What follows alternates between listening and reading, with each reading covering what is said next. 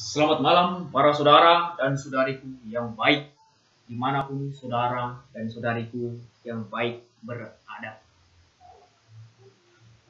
Pada malam yang indah ini, saya ingin berbagi kepada saudara dan saudariku yang baik tentang Abraham.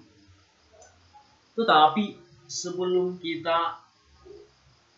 saya menjelaskan tentang kisah Abraham, terlebih dahulu saya mau memberi atau menjelaskan tentang agama Wahyu.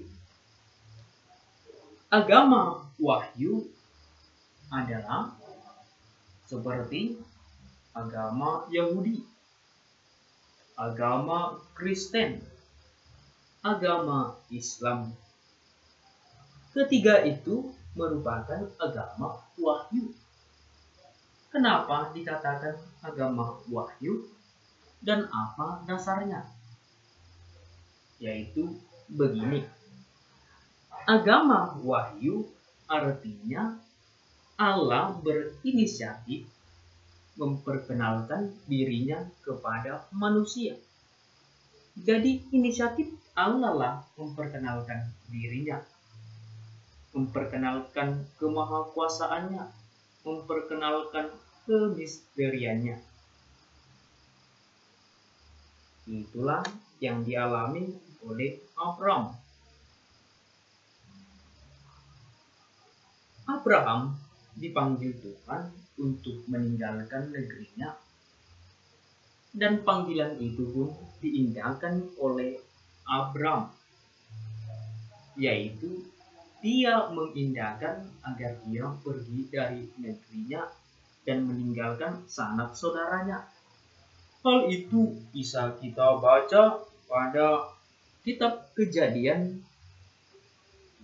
bab 12 ayat 1. Berfirmanlah Tuhan kepada Abram, "Pergilah dari negerimu dan dari sanak saudaramu dan dari rumah bapamu ini ke negeri yang akan kutunjukkan kepadamu." Allah memanggil Abraham agar dia pergi meninggalkan negerinya. Abraham pun mengindahkan panggilan Allah itu, dan dia melakukan sesuai dengan diperintahkan oleh sang pemanggil, sang misteri itu. Maka beriring berjalannya waktu, Allah pun menjanjikan kepada Abram bahwa dari keturunan Abraham lah akan menjadi sebuah bangsa. Dari keturunannya raja-raja yang besar. Perlu diingat bahwa Abraham yaitu dari keluarga menuju sebuah bangsa Israel. Yaitulah nanti perjanjiannya dengan anak Abraham, yaitu Ishak. Beriring berjalannya waktu, Abraham pun meragukan panggilan Allah itu, di mana istrinya tak dapat memberikan buah atau seorang anak kepada Abraham. Tetapi walaupun demikian, Sarai mempunyai hamba, yaitu namanya Hagar. Maka Sarah mengusulkan agar Abraham menghampiri Hagar. Hal itu pun diindahkan Abraham. Abraham memiliki anak dari Hagar, yaitu Ismail. Maka dari situ terjadi kontradiksi, yaitu Sarai cemburu melihat Hagar. Maka ia mengusir hambanya itu. Keraguan Abraham itu, bagaimanakah mungkin dari istrinya menjadi sebuah bangsa, sedangkan istrinya tak dapat melahirkan? Abraham ragu, tetapi Allah berinisiatif. Allah berjanji bahwa dari keturunan Abraham akan terjadi, yaitu sebuah bangsa. Keraguan Abraham itu diatasi oleh Allah sendiri, di mana Allah mengatakan, Abraham, engkau akan menjadi sebuah bangsa, keturunanmu akan sebanyak bintang-bintang di langit. Cukup mengagumkan. Saudara dan saudariku yang baik,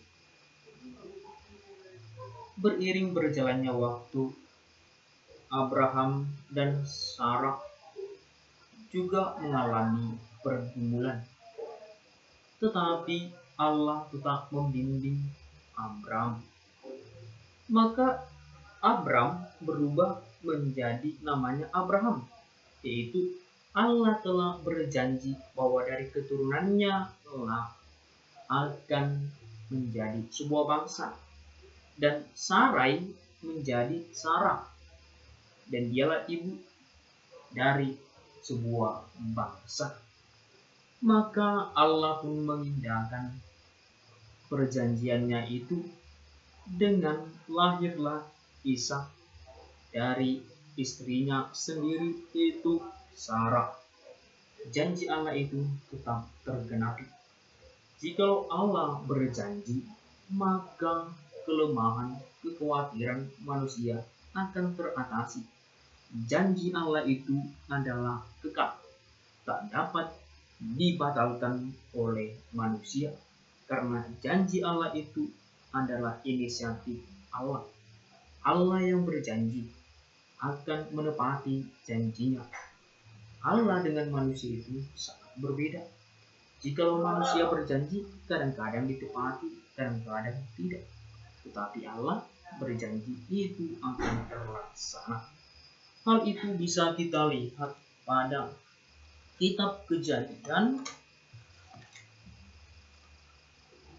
bab 21 ayat 1 sampai 2. Tuhan memperhatikan Sarah seperti yang difirmankannya, dan Tuhan melakukan kepada Sarah seperti yang dijanjikannya. Maka mengandunglah Sarah, lalu ia melahirkan seorang anak laki-laki bagi Abraham dalam masa tuanya, pada waktu yang telah ditetapkan sesuai dengan firman Allah kepadanya, yaitu Sarah melahirkan Ishak.